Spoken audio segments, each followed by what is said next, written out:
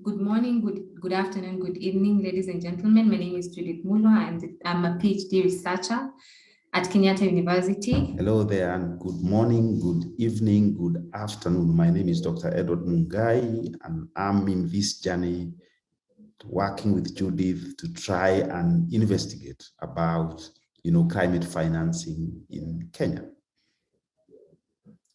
Thank you, and we will get right into it. So our paper is looking at mapping climate adaptation financing in Kenya, in Kenya's devolved governance system, with a case study of Makueni County. I would start by introducing what climate adaptation is, and this has been defined by various sources, including the IPCC, as initiatives and actions that reduce vulnerability of natural and human systems to actual and expected impacts of climate change. The discussion on climate change has evolved over time, starting in 2001, where the UNFCCC in Marrakesh introduced adaptation as an essential intervention for addressing climate change, which moved to 2007, where there was the Bali Roadmap, which provided technical assistance, and 2009, which was when the Copenhagen Agreement was signed and provided the first concrete dollar pledge to developed countries, from developed countries to developing countries. Despite the evolution, CPLET recognizes that there's an existing puzzle around financing, and particularly governance and transparency and accounting of adaptation funds. And the UN climate conferences have had focused deliberation on this particular issue and looking particularly on inadequacy of financial support for adaptation. And in this regard, we've seen countries coming up with policies and laws, regulations aimed at both adaptation and mitigation measures, while also mobilizing finances towards adaptation response measures. So as we're focusing in Kenya, it is better, or it would be ideal to give you a synopsis of who Kenya is, where we are at as far as climate change is concerned. So we're among the first countries to develop policies and strategies and institutional frameworks on climate action. And as you would know, Kenya has a devolved system of governance, and this includes looking at the different counties, and particularly in this study we'll be looking at Makueni County having enacted county level laws and funds as part of the national agenda on climate change. So it is important to recognize the need of climate adaptation finance, and so this study particularly seeks to map out multiple sources of instruments of climate change adaptation within the context of the devolved governance in Kenya, with a specific focus on Makueni County. We're looking at the different strategies, as you can see. So it has evolved over time since 2010 till now, 2022, where Kenya is actually implementing the second action plan. As we move on, you'll see the implications of the different policies in terms of the tracking of adaptation finances in Kenya. Back to the devolution of climate adaptation. Devolution is, or the mode of governance system that is devolution, was adopted in 2010 when the Constitution of Kenya was adopted. It was an institutional response to long-standing grievances. And so, as per the Article 6 of the Constitution, it divided the country into 47 county governments, and the county governments are autonomous. But we have seen moving in the recent years since the inception of the Constitution that there's a formidable relationship between the national government in terms of power, but also revenue sharing in the delivery of services to Kenyans. This also applies to climate adaptation funds.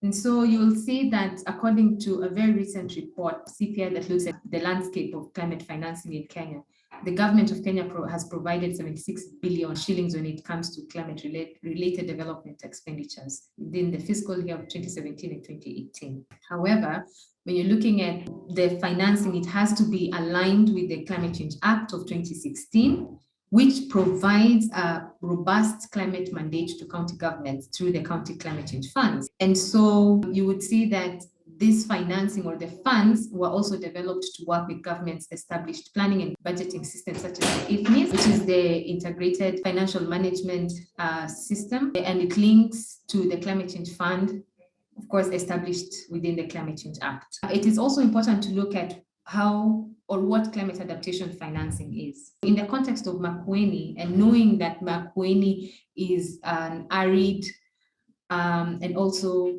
a semi-arid county, it is divided into 6 sub-counties, 30 wards and 90 sub-wards, and was the first to have a county climate change fund legislation according to the Climate Change Act. In addition, county governments are expected to develop county integrated development plans Within the same context of developing infrastructure policies, the county also developed a climate change board and a climate change board fund and climate change board fund regulations.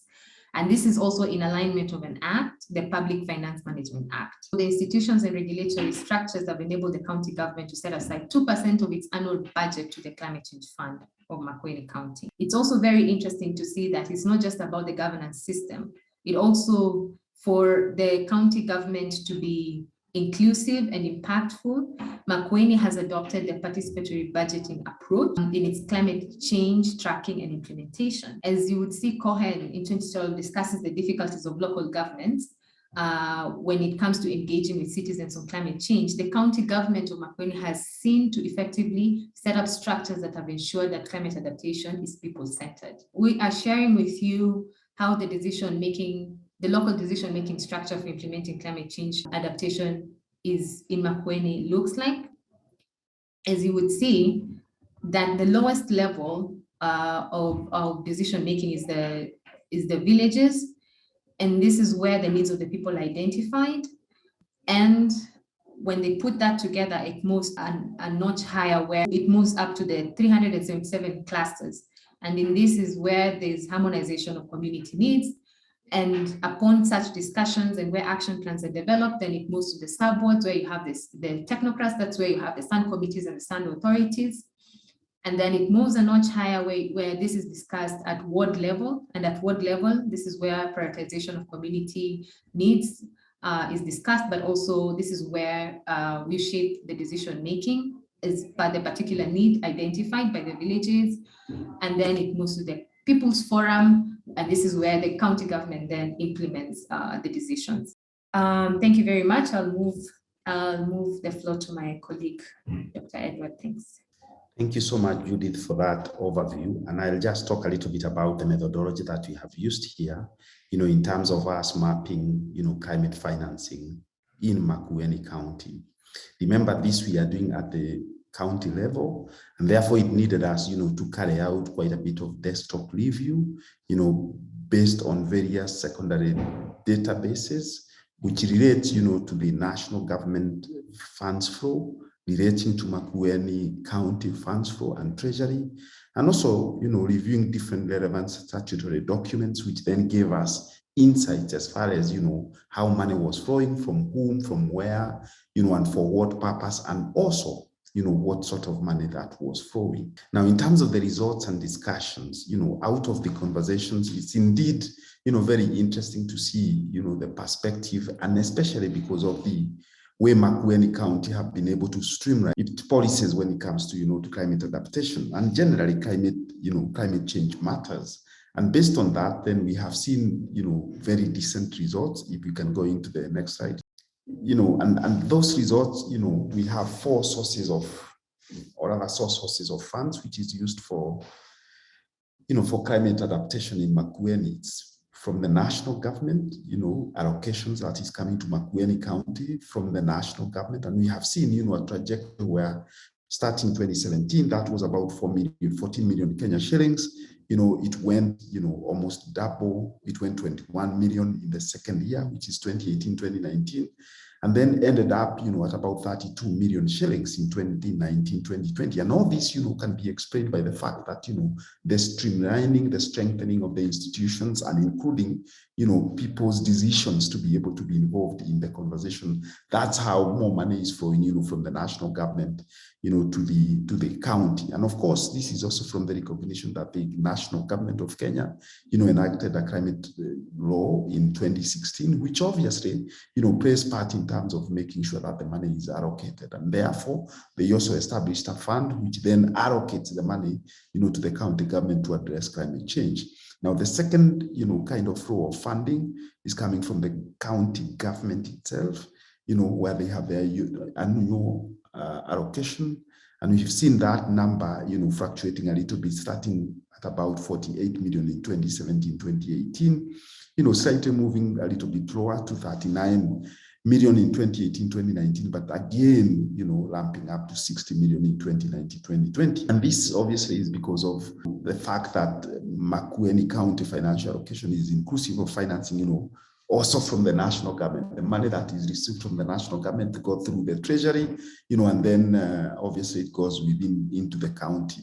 In 2015, the county government of Makueni indeed enacted a county climate change fund, which then stipulates that the county must allocate 1% of its resources, to fight climate change or to address climate change. That was subsequently, increased, in 2021 to about 2% of the annual budget, which means that the county is also very proactive and going for increasing the amount. And again, this is explained because of the structures, the organization that we've been able to put there. And when you look at this, it's accounting for between 1 and about 2%, which means then they are meeting, that responsibility they put upon themselves. The third, source of funding is the international development assistance. And this actually takes the lion's share of the funding that is going through Makueni County. Unfortunately, we couldn't be able to get the data for 2017, 2018, or at least that data was not really readily available, but we could clearly see, in 2018, 2019, there was 158 million shillings, which almost doubled, in the second year, 2019, 2020. Again, is because of the interest.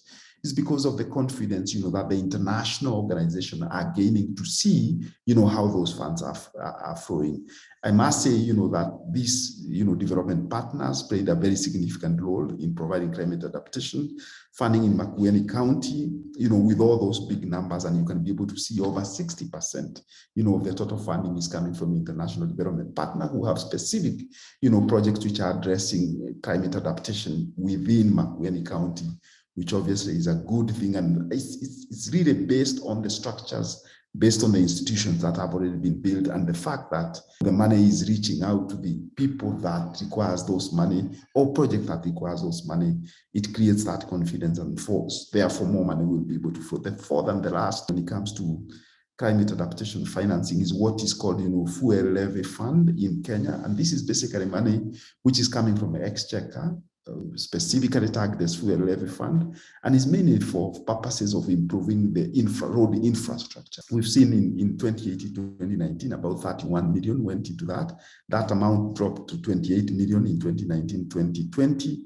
And this, this money, as I said before, is specifically for infrastructure upgrading. And based on that, then what we have done is to segregate the component, which specifically speaks to adaptation.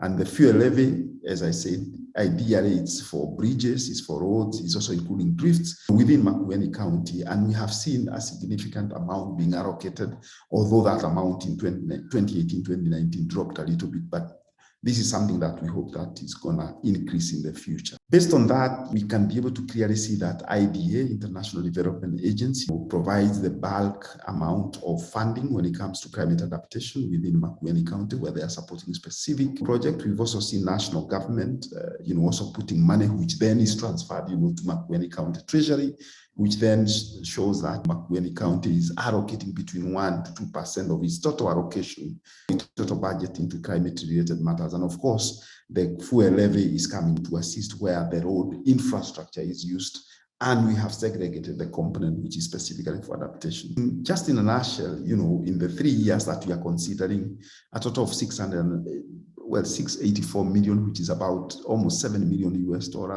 was channeled through the county climate adaptation project. And as we saw, International Development Association or agencies were the largest source of that funding, accounting for about 60% of that, and the county government putting about 22%, whereas the national government funding was about 10%, which gives a good balance when it comes to the funding. But clearly, you can be able to tell that international organizations are putting in more money. Now, in terms of the sectors that we are targeting for climate adaptation, and specifically in terms of the amount that they are taking up, agriculture took the bulk amount, followed by forestry, land use, and natural resources. Then infrastructure also took, and especially because of the fuel levy, followed by capacity building that was going through the county to help people to be able to understand and to have that capacity to interpret, adaptation mechanisms. Water and waste management also took quite a significant amount of money, but indeed, those are the 5 or 6 sectors that was part of the money that was allocated. It's also good to note that policy support also took a little bit, because then the county government is continuing to build that capacity, but also ensuring that they do have instruments in form of policies and standards, which then will even make more money to be able to flow into the county. Now, talking about the conclusion, what are we taking away from this? It's clearly that Makueni County have been able to attract climate finance in the recent past. This is basically because of the level of the knowledge and the capacity that the county have been able to build over the years. And this will always, create that opportunity to be able to have more money, because people understand the project and the definition of those projects. And the international parties or the funders or the people with the money will be able to see that articulation, and obviously the money will be able to flow. It's also important to have the supporting framework and infrastructure, such as Makueni Climate Change Board, Makueni Climate Change Bill, which is the framework under which all this is anchored.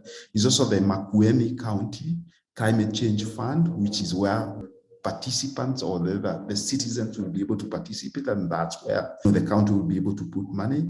But then there is also there is need for a lot of emphasis, especially when it comes to prioritization of the sectors and implementation of climate change intervention. And that again linked to the first point about, yes, Makueni County have built the capacity, but at the same time there is still complexity, and therefore there is need for continuous building of that capacity. But overall is to say the institutional structures are there, and therefore they are allowing Makueni to be able to attract more funding. It's also interesting to see that international development assistance have put a lot of energy into this, and they do have confidence with Makueni County, and especially when it comes to climate adaptation financing through the various initiatives. And because of that, the bulk amount of money is coming to that.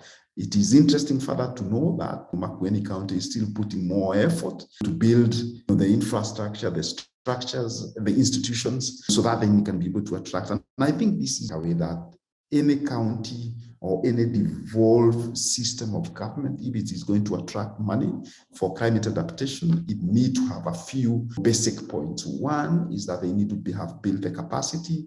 Second, they need the institutions, they need the structures. And I think thirdly, they also need that awareness, especially of where the money is coming from. In this case, international development assistance is a key element into that journey.